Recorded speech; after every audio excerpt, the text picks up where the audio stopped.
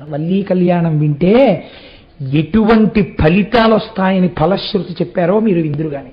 వల్లీ కళ్యాణం చాలా తేలికైన కళ్యాణం, అదేం పెద్ద అట్టహాసంగా ఉండదు, చాలా తేలిగ్గా ఉంటుంది. కాబట్టి యథాసమయానికి మిమ్మల్ని నేను విడిచిపెట్టేసే ప్రయత్నమే చేస్తాను. ఒకానొక సమయంలో నారద మహర్షి కైలాస పర్వతం మీద స్నేహితులతో కలిసి ముచ్చటించుకుంటున్నటువంటి సుబ్రహ్మణ్యేశ్వరుడు యొక్క సన్నిధానమునకు వెళ్ళారు. లోక కళ్యాణకారకుడండి మహానుభావుడు నారదుడు. నారదుడొక్కనాడు శివనందుడిష్టులతో విహారకేలీరతుడై రహించునెడ లీలగ చేరి సమస్త లోక సంచారమునందుగాంచిన ప్రశస్త తారాద్భుత వస్తువృత్తముల్ కూరిమి చెప్పుచుండెకడు కోర్కెమయిన్ వినుచుండె స్కందుడు. నారదుడు సుబ్రహ్మణ్యుడి పక్కన కూర్చుని ఈ లోకాలలో తాను ఏ ఏ విశేషాలు చూశాడో అన్నీ చెప్పడం మొదలెట్టాడు. చెప్పడం ఒక కళ అండి. లోకంలో మీరు రామాయణంలో విశ్వామిత్రుడి దగ్గర చూస్తారు ఈ కళ. చెప్పేటప్పుడు అవతల వారు అన్ని మరీచిపోయినలా చెప్పగలిగినటువంటి ప్రజ్ఞ ఈశ్వరానుగ్రహంగా రావాలి. అయినా ప్రతిబంధకాన్ని ఈశ్వరుడు కల్పించకపోయినా తానే సెల్ ఫోన్ రూపంలో జేబులో పెట్టుకున్న పాపిని ఎవడు ఉద్ధరించగలడు? ఎవడు ఉద్ధరించలేడు. కనుక చాలాసేపు చెప్పి జటులుడు అంతట చెప్పి వినుము శంభుతనయ విన్నవింతు గంటినొక్క చోట కన్నుల పండువై మనము నలర చేయు మంచి తొడవు. నేను ఈ లోకంలో ఎన్నో క్షేత్రాలు చూశాను, ఎన్నో పుణ్యస్థలాలు చూశాను, ఎన్నింటినో చూసొచ్చాను. కానీ ఏం చెప్పమంటావు సుబ్రహ్మణ్యుడా? నీకు చెప్పవలసిన విషయం ఒకటి ఉందయ్యా అన్నారు. దేనికి వచ్చారు నారదుడు? వల్లీ కళ్యాణం చేయించడానికి వచ్చారు ఆయన. కాబట్టి ఇప్పుడు ఇవన్నీ చెప్పి ఇవన్నీ కాదు, కానీ అసలు నీతో చెప్పవలసిన విషయం ఒకటి ఉందయ్యా అనేటప్పటికీ ఆయన అలర్ట్ అయి వింటారు కదండి, మంచి ఉత్కంఠతో అమ్మో ఏం చెప్పబోతున్నాడో అని విన్నారు. ఒకానొక మహర్షి యొక్క తేజస్సు వలన అయోనిజయై ఒక పిల్ల ఒకతే ఒక అరణ్యమునందు పుట్టి ఉండగా ఒక బిల్లనాయకునికి దొరికింది. బిల్లనాయకుడు అంటే గిరిజనుడు, అరణ్య ప్రాంతములందు వేటాడి జీవించేటటువంటి వారు. అటువంటి వారికి ఆ పిల్ల దొరికింది. ఆ పిల్లని తీసుకొచ్చి ఆయన పెంచుకుంటున్నాడు. ఆ పిల్ల 12 సంవత్సరముల వయస్సు దాటిపోయింది. దాటిపోతే ఇప్పుడు ఆ పిల్లని వాళ్ళ వంశాచారమును బట్టి కోర చేను యొక్క రక్షణకి పంపించాలి. అందుకని ఆయన చేనుని రక్షించడానికి పంపించాడు. ఆ పిల్ల అక్కడ ఒక మంచె కట్టుకుని ఆ మంచె మీద కూర్చుని పాటలు పాడుతూ ఉంటుంది. పిట్టలు ఎగిరిపోవడం కోసమని చేతిలో ఉన్నటువంటి కర్ర తిప్పుతూ పాట పాడుతుంది. ఆ పిల్ల పేరు వల్లి. ఎంత అందంగా ఉంటుందో తెలుసా ఆ పిల్ల? కలికి పరిజనముల పాలి కల్పవల్లి సకల జన మోహనాతను చాపవల్లి ఏ సుకృత శక్తి ధరునకో హృదయవల్లి తన్వి ఆహ్వాయమరయ సౌందర్యవల్లి. ఏం చెప్పమంటావు ఆ వల్లి గురించి? ఆమెని సేవించేటటువంటి వారందరికీ కల్పవల్లి, కల్పవృక్షం. ఆమె యొక్క అందం చేత సాక్షాత్తుగా ఎక్కుపెట్టబడినటువంటి ధనస్సు ఎదుటివారి మనస్సుని దోచుకుంటుంది. అటువంటి ఏ సుకృత శక్తి ధరునకో, ఎవడు మహానుభావుడు గొప్ప తపస్సు చేస్తున్నాడో అటువంటి భార్య రావాలని, అటువంటి వాడికి కాపోతున్నటువంటి హృదయవల్లి, అటువంటి అమ్మాయి సౌందర్యవల్లి. ఆ అమ్మాయే రాశీభూతమైనటువంటి సౌందర్యం. కమలము కమలము శిశిబింబము శిశిబింబమే అరయ సమతు వచ్చునుకో కమనీయ కోమలంబగు రమణీమణి మోమతోన రాతి విఘాతి. చంద్రబింబాన్ని చూపించి వెండి కంచం ఇలా ఉంటుందని చెప్పాం అనుకోండి, అసహ్యంగా ఉంటుంది. ఎలా కుదురుతుంది? చంద్రబింబంతో పోలిక వేరొకటి ఉండదు. మీరు చూడండి, ఇది ఆ చంద్రబింబం ఇలా ఉంటుందండి అని మీరు ఎంత వర్ణించి చెప్తే చంద్రబింబం యొక్క సొబగు అర్థం అవుతుంది. ఆ పౌర్ణమి నాటి చంద్రబింబం కింద కూర్చుని అలా మబ్బులు వెళ్ళిపోతుంటే మెరిసిపోతున్న చంద్రబింబం, దాని మధ్యలో తేలికగా ఉన్నటువంటి ఒక మత్స, అందులోంచి వచ్చేటటువంటి వెన్నెల, ఆ వెన్నెట్లో కూర్చుని మళ్ళీ అప్పుడు చేసినటువంటి అప్పులు చిట్టాలు, కట్టవలసిన వడ్డీలు, ఎవడో తిట్టిన తిట్లు, ఇలాంటివి గుర్తు తెచ్చుకోకుండా చక్కగా ఏ చిత్రనలీయం లాంటి కావ్యాన్నో ఏ రామాయణాన్నో తలుచుకుంటూ మీరు మేడ మీద పడక కుర్చీ వేసుకుని అన్ని లైట్లు ఆర్పేసి పక్కనే మేడ మీదకెక్కుతున్నటువంటి జాజి తీగ అరవిరిసినప్పుడు వచ్చిన జాజి పూల మించి వచ్చిన వాసన పీలుస్తూ ఆకాశంలో మబ్బులు అలా వెళ్ళిపోతుంటే మబ్బుల చాటు నుంచి ప్రకాశిస్తున్న చంద్రబింబాన్ని చూస్తుంటే, చుక్కల్ని చూస్తుంటే ఎంతసేపు గడిపినా ఏమిటండి కిందకి రారు అంటే వస్తున్నానులే అని మీరు విడిచిపెట్టి వెళ్ళలేని చంద్రబింబాన్ని దేంతో ఉపమానం చెప్పగలరు? చెప్పలేరు. కనుకంటున్నారు కమలము కమలము శిశిబింబము శిశిబింబము. తామర పువ్వుకి అందం ఎవరు చెప్పగలరు? అసలు ఆ తామర విచ్చుకోవడంలో ఉందండి అందం. బంతి పువ్వుకి తామర పువ్వుకి చాలా తేడా ఉంటుంది విచ్చుకోవడంలో. ముందు ఉన్న రేకులు ఏవున్నాయో అవి బాగా విచ్చుకుని ఇలా కిందకి వంగిపోతాయి. తర్వాత విచ్చుకున్నవి ఏవున్నాయో అవి కొద్దిగా అలా వాళ్తాయి. ఆ తర్వాత ఉన్నవి ఏవున్నాయో అవి కొంచెం వంగుతాయి. ఆ తర్వాత ఏవున్నాయో గుండ్రంగా సైనికుల్లో నించుంటాయి. ఈ మధ్యలో దుద్దు ఉంటుంది పచ్చగా, దాని మీద చిన్ని చిన్ని చిన్ని చిన్ని కేసరములు ఉంటాయి. లోపల నీటి బిందువులు ఆ రేకుల మీద నిలబడి ఉంటాయి, చిన్న బిందువులు మంచులో తడిసి. మీరు ఆ తామర తూడు కొయ్యగానే కింద నుంచి నీటి చుక్కలు పడుతుంటాయి. రెండు చేతుల్లోకి అరవిరిసిన తామర పువ్వుని ఇలా పట్టుకుంటే అందులోంచి పద్మ సుగంధ మారుతి అన్నట్టుగా ఆ చల్లటి వాయువు మీకు తగులుతుంటుంది. ఏ పువ్వుకి ఉండని విధంగా మీరు ఇలా ముఖం దగ్గరకు పెడితే చల్లగా ఉంటుంది తామర పువ్వులోంచి వచ్చేటటువంటి గాలి.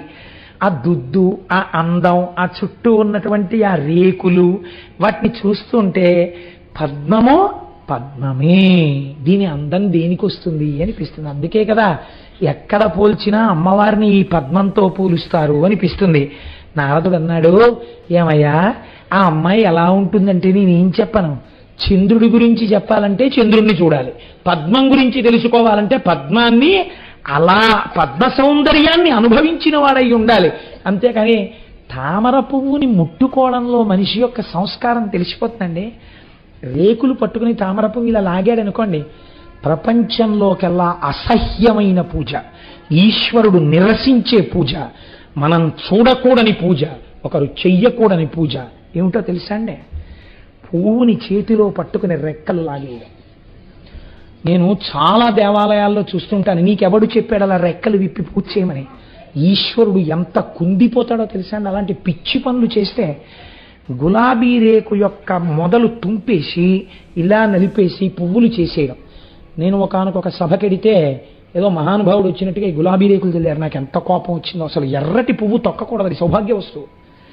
అలాంటిది ఎంత అందమైన పువ్వు అండి ఆ గులాబీ పువ్వు, ఎంత సున్నితమైన రేకులతో ఉంటుందండి. ఒక్కరోజు గడిచి మరునాటి సూర్యోదయానికి తనంత తానుగా తన స్వరూపాన్ని విడిచిపెట్టి రేకులు రాల్చేసే లక్షణం ఉన్నది. గులాబీ దండ పట్టుకోవాలంటే భయం వేస్తుంది, రేకులు రాలిపోతుంటాయి. అలాంటి గులాబీ పువ్వుని ఇలా ఇలా ఇలా ఇలా విప్పేసి మంత్రపుష్పం పేరు చెప్పి ఇలా పెట్టేసి నీకు ఈశ్వరుడు కంఠం ఇచ్చాడు కదా అని కుక్కరిచినట్టు నువ్వు వరిచి ఈ పువ్వుల రేకులు పట్టుకెళ్ళి శివుడి మీద వేస్తావా, భగవంతుడి పాదాల మీద వేస్తావా? నీకే సౌకుమార్యం ఉందని పూజ చేస్తున్నావు. నువ్వు తప్పుడు పని చేస్తున్నావు, చేయకూడదు అలాగా. పూజ యందు పువ్వుల యొక్క రేకులు విప్పి తుంపరాదు, మహాదోషం. మీరు చూడండి, మీరు పద్యం చదువుకుంటే మీకు అర్థం అవ్వాలి. ఒక్క పువ్వు వేయండి, వేసేటప్పుడు ఆ పద్మాన్ని అనుభవించండి. ఈశ్వర, ఇది నీ నిర్మాణ కౌశలం, ఏమందమయ్యా ఈ పువ్వు అని మీరు అనుభవించి ఎవడు నిర్మాతయో వాడి పాదములు చేరుతోందని వాడి పాదముల చెంత వేయండి. చిత్రం ఏమిటంటే మీరు మరునాడు ఉదయం అదే తామర పువ్వుని ఇలా పైకెత్తండి. రేకులలో నిన్న నించున్నటువంటి ఆ శక్తి ఉందే అది ఒడిలిపోయి ఇలా పడిపోతాయి. చిత్రం ఏమిటంటే మందార పువ్వు ఒకటి, తామర పువ్వు ఒకటి మీరు మూర్తికి బాగా దగ్గరగా పెడితే ఈ పడిపోతున్న రేకులు ఏ మూర్తి మీద పడ్డాయో ఆ మూర్తి మీద తెరపడినట్టుగా పడి గట్టిగా పట్టేసుకుంటాయి. మరి నిజంగా ప్రాణోత్క్రమణ వేళ పరమేశ్వరుడి మీద దోమతెరగా పడిపోయి ఇన్ని జన్మలకి దొరికిన పాదాలు విడిచిపెట్టగలవా అని గట్టిగా పట్టేసుకుంటాయో. మీరు తెలియక తామర పువ్వుని కానీ మందార పువ్వుని కానీ తీసేశారనుకోండి, అవి మూర్తులు కూడా పట్టుకొచ్చేస్తాయి. నాకనిపిస్తుంది ఇంత కోమలమైన హృదయమున్న పువ్వుతో పాటు ఈశ్వరుడే కదిలిపోతున్నాడేమో అనిపిస్తుంది. ఎవరికి కావాలరా నీ దిక్కుమాలిన పూజ? ఇలా నువ్వు కోమల హృదయంతో ఎప్పుడైనా ఒక్క నిమిషం చేసావా? ఆ పువ్వు చూడు, ఇందుకురా నీ ఇంట్లో దాంతో వెళ్ళిపోతున్నాడేమో భగవంతుడని తల ఉంచి వెంటనే క్షమార్పణ. నాకు అందుకే మందార పువ్వు కానీ తామర పువ్వు కానీ భగవన్మూర్తికి దగ్గరగా పూజ చేయాలంటే చాలా భయం. అవి ఈశ్వరుణ్ణి హత్యేసుకుంటాయండి, కౌగిలించేసుకుంటాయి. కాబట్టి ఎంత గొప్ప మాట చెప్తున్నాడు. చంద్రుడు చంద్రుడే, పద్మము పద్మమే, వల్లి వల్లే, అంత అందగత్తి. కాబట్టి అటువంటి వల్లి నీ భార్య కావాలి, ఇది నా కోరిక. కాబట్టి నీ భార్య కావాలని ఎందుకంటున్నానో తెలుసా? ఎంత చిత్రమైన మాట చెప్పాడో తెలుసా అండి నారదుడు. నిజంగా వల్లి కళ్యాణం పద్యాలన్నీ నేను చెప్పేద్దామని ఓ హొట్టికలు పెట్టేస్తాను, కానీ తీరా వచ్చేటప్పటికి గడియారం అనేటటువంటి ఒక వస్తువు ఒకటి ఉంటుంది, అందుకని భయం. సరే, అధిపా చందనగంధి దేహంబు సౌరభమును కలరి ప్రచండ సర్పములు చేరి పాయకున్నవి ఏవేళ పణతి యారువేణి అను దంభములు గొరి లెక్క మీరా. ఏమయ్యో నీకు తెలుసా, ఆ పిల్ల చుట్టూ పావులుంటాయి ఎప్పుడు. ఆ పావులు విడిచిపెట్టవు. ఎందుకు విడిచిపెట్టవో తెలుసా? సాధారణంగా పావులు మొగలి చెట్టును ఆశ్రయించి ఉంటాయి ఆ సువాసనకి. అలాగే బాగా పెద్దదైన చందన వృక్షపు యొక్క తొర్రలో పావులు పడుకుంటాయి. వల్లి ఎక్కడుంటే అక్కడ పావులు ఆమె ఒంటిని పట్టుకుని వేలాడుతుంటాయి. ఆ పావులు వదలవు. నువ్వు చూసి భయపడకూడదు సుమా. ఆ పావులున్నాయే వాటికి ఒక చిత్రమైన లక్షణం ఉంది. ఎవరు ఆ పిల్ల ఒంటిని పట్టిన పావుల్ని చూస్తారో వాళ్ళు ఆ పిల్ల సౌందర్యాన్ని విడిచి ఉండలేక పొంగిపోతారు అన్నాడు. ఏమిటిది పావులు పట్టుకోవడం ఏమిటి, సౌందర్యం ఏమిటి అనుకున్నాడు సుబ్రహ్మణ్యుడు. ఏమిటో తెలుసా, పావులు అందరూ ఒంటికి అంగరాగములు రాసుకుంటే సువాసనలు వస్తాయి, వల్లి ఒంటి నుంచి సహజంగా సువాసనలు వస్తాయి. ఈ సహజ సువాసనలు పీల్చడానికి పెద్ద పెద్ద పావులు వేలాడుతున్నాయా అన్నట్టుగా, నల్లత్రాచులా అన్నట్టుగా ఆమె యొక్క కేశపాశం వేలాడుతుంటుంది. అంత అందమైన కేశపాశం. పిల్లాడివయ్యో యవ్వనంలో ఉన్నావు, వెళ్ళి వల్లి కేశపాశాన్ని కానీ చూశావా? నేను నిజం చెప్తున్నాను, ఆ అమ్మాయి చిటికిన వేలు పుచ్చుకుంటే తప్ప కైలాసానికి రావాలి. ఇప్పుడు సుబ్రహ్మణ్యుడి మనస్సు ఏమైపోతుందండి? ఆ పిల్లని చూడవలసిందే. ఏదో అంత అందంగా ఉంటుందా అనుకున్నాడు ఆయన. ఎంత అది నిజంగా ఆ మనస్సు రంజిల్లేటట్టుగా అలా చెప్పడం, కళ్యాణకారకం కావడం యోగ్యులైన వారి మధ్య, అది కూడా చాలా గొప్ప విషయం అండి.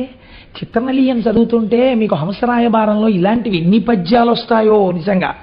కాబట్టి తావి చైతన్యమలరకుందనపు బొమ్మ స్థైర్యం అవయవముల కల్గు చెప్పల ఎప్పుడు కుందునొందక ఎలరారు ఇందురేక అరయ అఖిల జగన్మోహనాంగిరమణి. ఒక బంగారంతో బొమ్మ చేసి అక్కడ పెట్టారనుకోవా, చాలా గొప్ప అందగత్తెని చూసిన వాడు ఏమంటాడు? అపరంజి బొమ్మ అంటాడు. సాధారణంగా పెళ్లి కూతురు చాలా బాగుందనుకోండి, తండ్రి గారు కానీ ఎవరైనా పెద్దలు, లేకపోతే సాధారణంగా తండ్రి గారు అడిగితే బాగుండదు, తన మనసులో అమ్మాయిని చేసుకుందామని ఉంటే కొడుకు ఏమైనా అంటే నచ్చ చెప్పడం ఎందుకని, మనసు బాగా కనిపెట్టగలిగిన స్నేహితుల చేతో లేకపోతే ఆ వయస్సు బంధువుల చేతో అడిగిస్తారు. వాడు సాధారణంగా మాట్లాడతారు, ఏమిటి మొహం వంక పెట్టడానికి ఏముందా, పిల్ల బాగుందా అని నిన్ను అడగడానికి మాకే నోరు రావట్లేదు, బంగారం బొమ్మ కదరా అంటారు కదండి. అపరంజి బొమ్మ, బంగారం బొమ్మ అందంగా ఉండొచ్చు, సొబగేది ముట్టుకుంటే. అందుకని నారదుడు అంటున్నాడు, చైతన్యవంతమగు అపరంజి బొమ్మ, ఈ బొమ్మ చైతన్యంతో కూడిన బంగారు బొమ్మ, మా వల్లంటే ఏమనుకుంటున్నావయ్యా అని నారదుడు పొంగిపోతున్నాడు ఆ వల్లి గురించి. అటువంటి వల్లి ఆ వల్లి. కాబట్టి ఒక్కసారి వెళ్ళి చూడు, ఆ వల్లి అంటే ఏమిటో నీకు తెలుస్తుంది. కేవలము బాహ్య సౌందర్యం అనుకుంటున్నావా? అంతః సౌందర్యం అటువంటిది. పార్వతీదేవికి ఉన్నటువంటి సహజ సౌందర్యం ఏదో అటువంటిది ఆవిడికి అబ్బింది. అటువంటిది నీకు భార్య అవుతుంది. ఎందుకంటున్నానో తెలుసా? ఒకనాడు నేను ఏమీ తోచక మా నాన్నగారి దగ్గరికి వెళ్ళి కూర్చున్నాను. మా నాన్నగారు లోకంలో ఉన్న విషయాలన్నీ చెప్తూ మనస్సు బాగా హత్తుకోవడానికి, ఒరే నీతో స్నేహితుడు ఉన్నాడే వాడికి ఫలానా అమ్మాయితో వివాహం అవుతుంది, ఎందుకని చిత్రముఖ బ్రహ్మగారు ఈయనగా రాసింది, అందులో కనుక్కోవడం కోసమని జాతకాలు చెప్పి ఆయన కొడుకు స్నేహితులకు ఎవరెవరు పెళ్ళాలుగా వస్తారో కనుక్కున్నట్టు బ్రహ్మగారి దగ్గరికి వెళ్ళి కూర్చుంటే, అంటే ఏమిటి ఉద్దేశం? తండ్రి గారు కూడా ఆయన కూడా బ్రహ్మగారు కూడా మెల్లిగా కుమారస్వామి మనస్సు పెళ్లి వైపుకు మళ్ళిస్తున్నారు. ఒరే బాబు నీ స్నేహితుల్లో ఫలానా వాడికి ఫలానా వారి అమ్మాయి పెళ్లి అవుతుంది, ఫలానా వారి అబ్బాయికి ఫలానా అమ్మాయి పెళ్లి అవుతుంది అని అన్నీ చెప్పారు. చెప్పినప్పుడు నాతో ఏం చెప్పాడో తెలుసా కుమారా? నారదుడు చెప్తున్నాడు, నారదుడికి చెప్పారు అనమాట అండి. అందుకని నారదుడు ఇప్పుడు అది వచ్చి సుబ్రహ్మణ్యుడికి చెప్తున్నాడు. మహానుభావుడు అందానికి మారుపేరైన వాడోడున్నాడే, జగదంబ అందాలు తన అందాలుగా పుట్టినవాడు. శంకరాచార్యుల వారు అయితే అన్నారు, చంద్రుడికైతే మచ్చ ఉంది, మచ్చలేని చందమామలు 1,000,000 మంది వస్తే సుబ్రహ్మణ్యుడు అన్నారు. అంత అందగాడే. అందగాడైనటువంటి ఆ సుబ్రహ్మణ్యుడికి భార్యగా ఎవరవుతారో తెలుసా? వల్లి భార్య అవుతుంది. దాని చేత కొన్ని విషయాలు లోకానికి తెలుస్తాయిరా అని చెప్పారు. ఆమె నీ భార్య అవుతుందయ్యా అనేటప్పటికీ చూడండి చాలా సంతోషంగా అవుతుంది. ఈయన మనస్సు వినగానే ఏదో చేసుకుందాం అనుకున్నాడు అనుకోండి, నీకు భార్య బహుశా ఇటు దక్షిణం వైపు నుంచి వస్తుందయా, ఓ పల్లెటూరు నుంచి వస్తుందయా, పిల్ల చాలా తెల్లగా ఉంటుందయా అని ఏవో కొన్ని లక్షణాలు చెప్తున్నారు అనుకోండి. అవన్నీ తన మనసులో అనుకుంటున్న పిల్లవే అనుకోండి. మనకు ఆ అమ్మాయితో పెళ్లి అయిపోతుంది అనుకున్న పెళ్లి కొడుకు ఎంత ఆనందపడిపోతాడో అలా సుబ్రహ్మణ్యుడు ఆనందపడిపోయాడు. చిత్రం ఏమిటో తెలుసా అండి, ఆయన్ని ఆ భిల్లపురానికి వెళ్ళిపోయాడు. వెళ్ళిపోయి ఆ వల్లీదేవి యొక్క సౌందర్యాన్ని చూడడం కోసమని ఆవిడ ఎలాగో మంచి దగ్గరికి పొలం కాపాడడానికి వస్తుంది కదా అని అక్కడ నించున్నాడు. ఆయన వెళ్ళి నించునే సమయానికి ముందే నారదుడు వల్లీదేవి ఉన్నటువంటి ప్రాంతానికి వెళ్ళాడు. నారదుడు వచ్చాడని తెలియగానే మహానుభావుడు ఆటవికుడైన ఆ రాజు ఎదురొచ్చాడు. తేనియను జారపప్పును తీయని పలు ఫలములను పువ్వులను తెచ్చి భక్తితోడనిచ్చి సేవించి నిలచిన ఎరుకరేణిగాంచి హర్షించి అనియే అక్కరని మౌని. మంచి మంచి పువ్వులు, కాస్త తేనె, పళ్ళు, ఎవరి దగ్గర ఏ సంపత్తి ఉంటుందో అటువంటిదే కదండి పెడతారు. ఇవన్నీ తీసుకొచ్చి పెట్టారు. నారదుడు వాటన్నింటినీ చూసి సంతోషించి ఒక మాట చెప్పాడు, నీకు ఒక చాలా శుభవార్త చెప్తాను. ఊరకరారు మహాత్ములు అటువంటి వారు వచ్చారంటే మంగళమే కదండి మరి. అందుకని శమమ నీకు నీ సతికి చల్వగు నీ సుతయైన వల్లికా తామరసోద్భవుండు విను ధన్యుని చేయుతలంపుతోడ ఈ శ్రీమతి నీకు పుత్రికను చేసే ప్రియంబుగ వ్యధనాథ మిమ్మీని దవాంబురాసి ధరింపగ చేయును నమ్మునానుడి. నీకు నీ భార్యకి గొప్ప సత్కారం జరగబోతోంది. మిమ్మల్ని ఇద్దరినీ ఈ జన్మతో ఇంకా ఉద్ధరించాలనే పరమేశ్వరుడు ఈ పిల్లని నీకు కూతురుగా పంపాడయ్యా. ఈ వల్లి ఎవరనుకుంటున్నావు? ఈ వల్లీదేవిని పెళ్లి చేసుకోబోయేటటువంటి వాడు లోకంలో యవ్వనంలో ఉన్న ప్రతి స్త్రీ ఎవరిని భర్తగా పొందాలని ఇవాళ కోరుకుంటోందో, ఎవడు జగదంబ యొక్క అందాలు పోసుకున్నవాడో, ఎవడు పరమ సౌందర్య రాశి అయిన శంకరుడి యొక్క తేజమును పొందినవాడో, ఎవడు గొప్ప వీరుడో, ఎవడు మహాజ్ఞానియో, ఎవడు దేవసేనాధిపతియో అటువంటి వాడు నీకు అల్లుడు కాబోతున్నాడు. నీ అదృష్టమే అదృష్టం అంటే ఆయన అన్నాడు, ఎవరికి తోచిన సంస్కారంతో వాళ్ళు మాట్లాడతారు కదండి.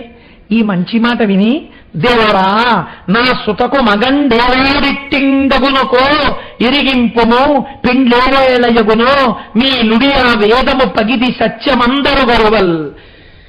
అయ్యా మీరు చెప్పిన మాట నాకు చాలా సంతోషంగా ఉంది. ఈ పిల్లకి ఎప్పుడు పెళ్ళి అవుతుందో, ఈ పెళ్లి వారందరూ ఎప్పుడు మా ఇంటికి వస్తారో ఏమిటో ఒక్కసారి నాకు చెప్తురు అన్నారు. అంటే నారదుడు పరమ సంతోషంగా అన్నాడు, శివునకు కట్టురాసుతకు చెల్వకు నందనుడాదితేయ సైన్య విభుండు తారకాసురుని హంత ప్రలంబ విఘాతి బాణ దైత్య వధకరుండు క్రౌంచగిరి దారుణడాఢ్యుడు కార్తికేయుడి అవలిని రాణిగా ననగలండు ధ్రువంబు వనేచరగ్రణి. ఓరి వెర్రివాడా, నువ్వే ప్రయత్నాలు చెయ్యక్కర్లేదురా, వచ్చేస్తున్నాడు. క్రౌంచ పర్వతాన్ని భేదించినవాడు, తారకాసుర సంహారం చేసినవాడు, శూరపద్ముణ్ణి సంహరించినవాడు, శక్తి ఆయుధాన్ని పట్టుకున్నవాడు, కార్తికేయుడిని పేరున్నవాడు, పార్వతీ పరమేశ్వరుల యొక్క పుత్రుడైన వాడు తనంత తానుగా వచ్చి వలచి తీసుకెళ్తాడు నీకన్నేని. నువ్వేం బెంగ పెట్టుకోగల కూర్చో చాలు. చాలా పొంగిపోయాడు. నీ మాటకి వేదానికి తేడా ఏముందయ్యా, అది ఎంత సత్యమో ఇదెంత సత్యం, కాబట్టి జరిగి తీరుతుందన్నాడు. నారదుడు వెళ్ళిపోయాడు. కుమారస్వామి వారు ఆ పొలంలోకి ప్రవేశించి చూశారట వల్లీదేవి వంక.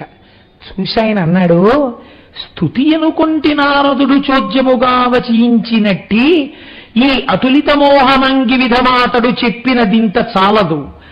ఈ సతి రుచిరాంగ కంబులను సాటి ఒకండిల లేదు నిక్కమాక్షితి పరమేష్టి సృష్టికిది చేయు అపూర్వ గర్వ సంపదన్. నారదుడు ఆ రోజు నాతో చెప్తుంటే ఏదో పెంచి చెప్పేస్తున్నాడు, అంటే అంత అందంగా ఉంటుందా అనుకున్నాను. నాకిప్పుడు ఈ పిల్లని చూసిన తరువాత ఒక మాట అనిపిస్తోంది, అసలు అందం గురించి చెప్పడం నారదుడికి చేత కాదు. అంత అందగత్తే. కనుక బహుశా చతుర్ముఖ బ్రహ్మగారు తన యొక్క సృష్టి శక్తిలో సౌందర్యాన్నంతటినీ ఒక చోట రాశీభూతం చేసి ప్రాణప్రతిష్ఠ చేస్తే ఈ వల్లి అయి ఉంటుంది. ఈ పిల్లతో ఎలా మాట్లాడాలి? ఒక్కసారి మాట్లాడాలనుకున్నాడు. ఇంచుక దవ్వులను నిలిచి ఇట్లు మదింతలబోసి అంతనేమించు పసిండి బొమ్మయగు మీన విలోచన చెంతకేగి మోహించి ఇటుల్వచించే రమణీ నిన్ను కోరి భవత్సురంబిటుల కొంచక ఎగుదించితిని కోమలి ప్రేముడి చూపు నాపై. కొంచెం సేపు అక్కడ నిలిచి ఆవిడ అందం చూసి భయపడుతూ దగ్గరికి వెళ్ళి గబుక్కుని పలకరించడానికి ఇంకా భయపడుతున్నవాడిలా దగ్గరకి వెళ్ళి మొత్తానికి పలకరించి నీకోసమే అందరినీ విడిచిపెట్టడం ఎంత కష్టమో, ఏది నాకు ఆలవాలమో అటువంటి ప్రాంతాన్ని విడిచిపెట్టి నీకోసమని ఇంత దూరం వచ్చాను లతాంగి, నన్ను చేపట్టవా అని అడిగాడు. అడిగితే ఆవిడ ఈయన వంక చూసి అబ్బో ఎంత అందగాడిగా ఉన్నాడో ఈ పిల్లవాడు అని మనస్సులో అనుకుని, ఇది పెళ్లి కాని ఆడపిల్ల మనస్సులో ఉండవలసిన లక్షణం. ఆమె ఎంత గొప్ప భావన చేసిందోట చూడండి. నారదుడు మా ఇంటికి వచ్చి చెప్పినప్పుడు నాకు సుబ్రహ్మణ్యుడితో వివాహం అవుతుందని చెప్పాడు. ఈ పిల్లవాడు చాలా అందగాడు కావచ్చు, నా మనసు దోచుకుంటున్నవాడు కావచ్చు, కానీ నా మనస్సు యందు అటువంటి పాపపంకిలమైన భావన కలుగరాదు. ఎందుచేత ఆయనకి నేను చెందిన దానను బ్రహ్మగారు రాశారని చెప్పాడు కాబట్టి నేను అన్య పురుషుని యందు ఈ భావన పెంచుకోరాదని నారదముని చెప్పిన సొంపారయని తరుణ పురుషుడనందొప్పెడు మే కూరిమిన మదికీతనిపై రల్జిల్లెడు ఇతండె భర్గుసుతుడకో. ఒకవేళ నిజంగా నారదుడు చెప్పినట్టుగా ఇతడే కాని ఆ పార్వతీ పరమేశ్వరుల యొక్క కుమారుడయ్యుంటే నా రొట్టె విరిగి నీతిలో పడినట్టు కదా అనుకుని ఆయన అడిగిన మాటకి జవాబు చెప్పింది. ఎంత మర్యాదగా మాట్లాడిందో చూడండి. సరే రండి అయితే ఇద్దరం చిలకా గోరింకల్లా ఎగిరిపోదాం అనలేదు ఆవిడ. కన్యను తల్లిదండ్రులు కలరు బిల్ల దంపతులు నాకు, అదిగాక తరుణరాజభూషణ కుమారునాత్మని ఆత్మ విభునిగా కోరి అర్పణము చేసి తిని హృదయంబు తనకు. నేను తల్లిదండ్రులకు కుమార్తెని, ఇంట్లో పెద్దవాళ్ళు ఉన్నారు, ఎక్కడ పడితే అక్కడ ఇలా నువ్వు వచ్చి మాట్లాడచ్చా? ఆటవిక కన్యలా ఉంది, ఎంత సంస్కారంతో మాట్లాడుతుందో చూడండి. ఇలా అడగచ్చా? మా తల్లిదండ్రులను అడగాలి. అయినా నీకు ఒక మాట చెప్పనా? చంద్రరేఖలు శిరస్సున అలంకారముగా ధరించేటటువంటి పార్వతీ పరమేశ్వరుల యొక్క కుమారుడైనటువంటి కుమారస్వామి నాకు భర్త అవుతాడని నారదుడు చెప్పాడు. అంచేత నా మనస్సాయనికి అర్పింపబడింది అని చెప్పింది. చెప్పగానే మహానుభావుడు ఒక్కసారి తన నిజ రూపాన్ని చూపించేట. ఆయన నిజ రూపం అంటే ఏమిటో మీరు ఎక్కడ వెతికినా సరిగ్గా దొరకదండి. నేను చెప్పానే శంకర భగవత్పాదులు సుబ్రహ్మణ్య భుజంగం చేశారని, అందులో ఆయన పిలిచినప్పుడు సుబ్రహ్మణ్యేశ్వర స్వామి వారిని చూశారు. ఆయన చూసినప్పుడు నడుం కనపడింది ఆయనకి. నడుం ఒక్కదాన్ని వర్ణించారండి, ఎంత గొప్ప వర్ణనం. సుబ్రహ్మణ్య భుజంగం గురించి మీరు బెంగపెట్టుకోకండి, అది ముద్రణ అయిపోతోంది.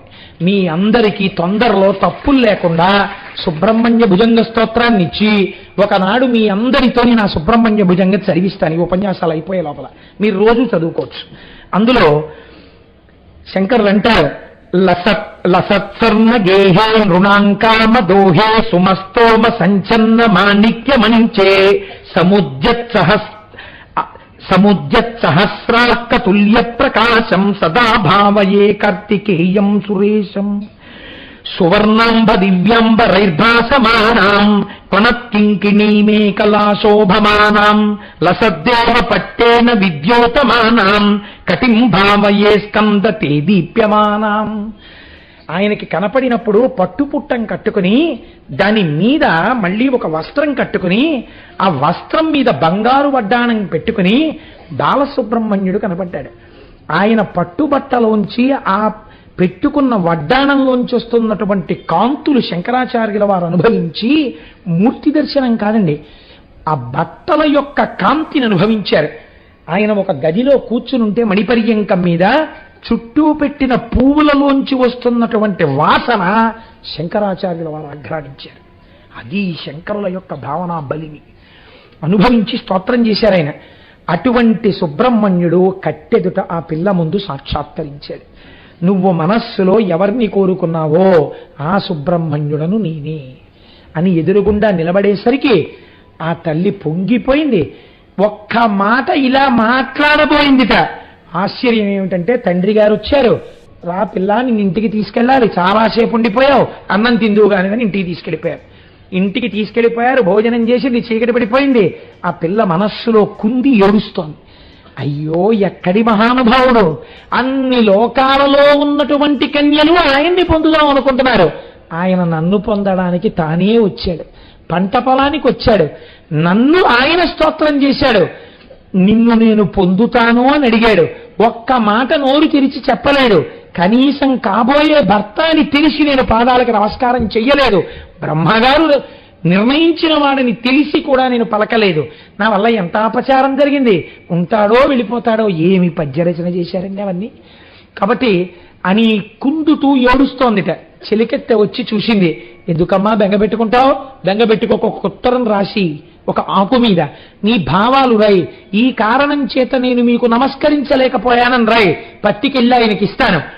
ఆయన్నన్నా ఇక్కడికి తెస్తాను, నిన్నన్నా అక్కడికి తీసుకెడతాను. అంటే వల్లీదేవి అంది, ఇంకెక్కడుంటాడమ్మా, నేను ఒక్క మాట మాట్లాడకుండా వచ్చేస్తే ఆయన ఉంటాడా అంది. అంటే ఆవిడంది, ఇలాంటి విషయాల్లో నేను చాలా పరిణితి చెందిన దానను. కోరి వచ్చిన పురుషుడు గేటెదురుగుండా చెట్టు మీద హీరో హోండా మీద కూర్చుని అదే పనిగా చూసినట్టు అలాగే ఉంటాడు తప్ప వెళ్ళడు. మళ్ళీ నువ్వు వస్తావని ఏ సరోవరమో చెట్టో పుట్టో పట్టు కూర్చునే ఉంటాడు. నేను ఎలాంటి ప్రదేశాల్లో ఇలాంటి వాళ్ళు కూర్చుంటారో కూడా నాకు బాగా తెలుసు. పెద్ద పెద్ద చెట్లుండి, చీకటి బాగా ఉండి, జనసంచారం లేని వీధులు, ఇలాంటివి ఎంచుకుంటుంటారు. కాబట్టి ఎక్కడుంటాడో నేను చూస్తాను అని గబగబా వెళ్ళింది. పుష్పవాటిక యందు ఒక సరోవరం ఒడ్డున కూర్చుని ఉన్నారు. సుబ్రహ్మణ్యుడి దగ్గరికి వెళ్ళి ఈ పత్రం మీద రాసిన శ్లోకాన్ని చూపించింది. ఆయన చదివి అన్నారట, అయ్యో ఇంత కుందిపోతోందా, నేను మళ్ళీ కనపడుతుందనే ఇక్కడ కూర్చున్నాను, రా వెళ్ళిపోదాం అన్నాడు. మీరు రాకండి, బాగుండదు, నేనే పిల్లని తీసుకొస్తానని వల్లీదేవిని తీసుకొచ్చింది. వల్లీ సుబ్రహ్మణ్యులిద్దరూ ఆ సరోవరం ఒడ్డున కూర్చుని మనసారా మాట్లాడుకుంటూ కూర్చున్నారు. ఈలోగా భళ్ళున తెల్లవారింది. పిల్ల ఇంట్లో కనపడలేదు. భర్తకి చెప్పింది ఆవిడ. అందరూ కలిసి పిల్ల ఎక్కడుందని వెతుకుతూ వచ్చారు. సరోవరం ఒడ్డున ఇద్దరు చక్కగా మాట్లాడుకుంటూ కనపడ్డారు. వెంటనే ఈ బిల్లనాయకుడికి సుబ్రహ్మణ్యుడని తెలియదుగా, ఆయన కూడా ఒక వేటగాడి వేషంలో ఉన్నాడు. అప్పుడు ఓయితుంటరి, రాత్రంతా నా కూతురితో కలిసి కూర్చుని సరోవరం దగ్గర మాట్లాడావా? ఎవరనుకుంటున్నావు నా కూతురంటే? సుబ్రహ్మణ్యుడికి కాబోయే భార్య. ఎంత పని చేశావురా అని తన పరివారంతో కలిసి బాణాలన్నింటినీ ఆయన మీద ప్రయోగించారు. ఇన్ని బాణములు ఆయన మీద ప్రయోగిస్తుంటే హేళగా నవ్వుతూ వాటిని స్వీకరించి వల్లి బెంగ పెట్టుకుంటోందని ఒక్కసారి వల్లెమ్మ వంక చూసి నువ్వు బెంగ పెట్టుకోకని ఒక్క సమ్మోహనాస్త్రాన్ని ప్రయోగించారు. ఆయన ప్రయోగించిన సమ్మోహనాస్త్రానికి అందరూ కింద పడిపోయారు. నేనైతే అంటాను, అసలు సమ్మోహనాస్త్రం వెయ్యాలా? ఒక్కసారి ఆయన కనపడితే చాలు, ఇంకా దర్శనం ఇవ్వద్దు అనుకున్నారేమో. అందరూ పడిపోయి అందరూ స్పృహ తప్పిపోయారు. తప్పిపోయిన తరువాత అప్పుడు వల్లీదేవి ఏడ్చింది, అయ్యో నా వాళ్ళందరూ ఇలా పడిపోయారని. స్వామి అనుగ్రహించారు. వాళ్ళు లేస్తూనే మళ్ళీ ఎవడక్కడ, ఏడి ఏడి అంటూ లేచారు. ఏవి కంగారు పడకండి, ఇదిగో ఇక్కడే అంటూ చేతిలో శూలం పట్టుకుని నెమలి వాహనం మీద వల్లీదేవితో కలిసి కూర్చుని, ఇంకా ఎంతటి సౌందర్య రాశి అంటే అంత సౌందర్య రాశిగా ఆనాడు సుబ్రహ్మణ్యుడు వల్లీదేవితో కలిసి సాక్షాత్కరించాడు. ఆ బిల్లులందరూ నేల మీద పడి సాష్టాంగ నమస్కారం చేసి పొంగిపోయారు. పొంగిపోయిన తరువాత ఇత పూర్వమే దేవసేననిచ్చి వివాహం చేశాడు కదండి ఇంద్రుడు. ఆ దేవసేనతో కూడుకున్న వాడై, పార్వతీ పరమేశ్వరులతో కూడినటువంటి వాడై మహానుభావుడు ఆ నారదుడు అక్కడికి వచ్చాడు. వీళ్ళందరూ చూశారు. చూసిన తరువాత షణ్ముఖుండు పురందర జాతకిలిని వల్లి తెర ఎరింగించి అంబామహేశ్వరులకు వల్లియు తా జోత సలిపి వారి అనుమతి వసించే పత్నీద్వయంబు తోడా. ఇంతలో వచ్చినటువంటి పార్వతీ పరమేశ్వరుల్ని చూసి అలా ఉండిపోయింది వల్లెమ్మ. ఉండిపోతే, అయ్యో వల్లెమ్మ అలా ఉండిపోకు, ఎదురుగుండా వచ్చిన వాళ్ళు ఎవరో తెలుసా? పార్వతీ పరమేశ్వరులు. కాబట్టి వారికి నమస్కారం చెయ్యి అంటే అమ్మ బాబోయ్, నా అదృష్టమే అదృష్టం. పుట్టి పెరిగింది భిల్ల జాతి యందు, చేసినది కొర్ర పైరుకున్నటువంటి ఒక కేవలంగా ఆ కంచె మీదకెక్కి పిట్టలగిరిపోయే పాటలు పాడాను. ఒక్కనాడు నీ చేసిన స్తోత్రం లేదు, ఒక్కనాడు నీ చేసిన పూజ లేదు. ఎందరో కన్యలు తన కోసం ఎదురు చూస్తుంటే తానే నా కోసమని వచ్చి నా వారికి తన నిజరూప దర్శనం చేయించి నన్ను తనదిగా చేసుకుని తన తల్లిదండ్రులే ఇక్కడికి వచ్చేటట్టు చేసి నా చేత వారికి నమస్కరింప చేస్తున్నాడు. ఏమి భాగ్యం, ఏమి భాగ్యమని వల్లెమ్మప్పుడు పార్వతీ పరమేశ్వరులకు నమస్కరించిందిట.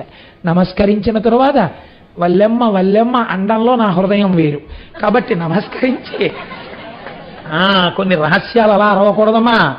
కాబట్టి నమస్కరించిన తరువాత అప్పుడు సంతోషంగా పార్వతీ పరమేశ్వరులతో దేవసేనతో కలిసి ఏ అరమరిక లేకుండా ఆనాటి నుంచి ఈనాటి వరకు భక్తుల కోర్కెలు అనుగ్రహించడానికి తిరుత్తణి యందు వెలసి ఉన్నాడు.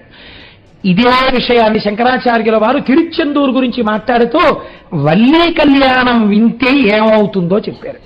అది కూడా భుజంగంలోనే చెప్పారు.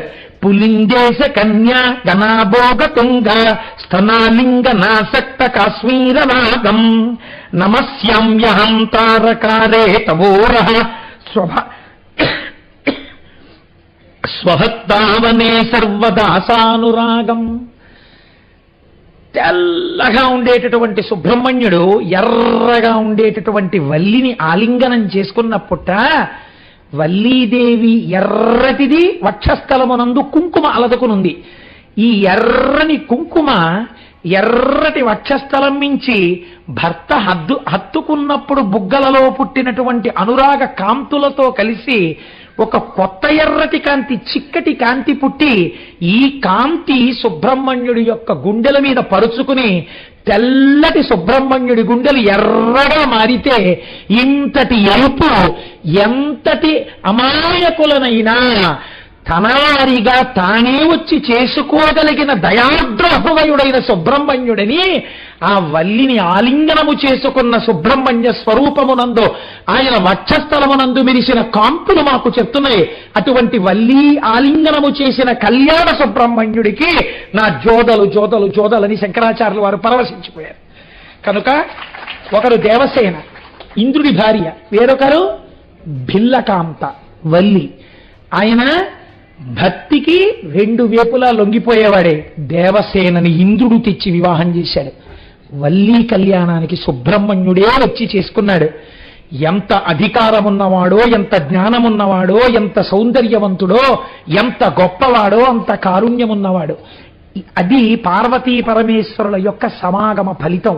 ఇద్దరి యొక్క దయ వర్షిస్తే సుబ్రహ్మణ్యుడు ఆయన అడిగింది ఒక్కటి, మీరు ఏం చెయ్యక్కర్లేదు, 2 పాలకుండలు కట్టుకుని నా కావిడెత్తండి, మిమ్మల్ని రక్షించేస్తానన్నాడు.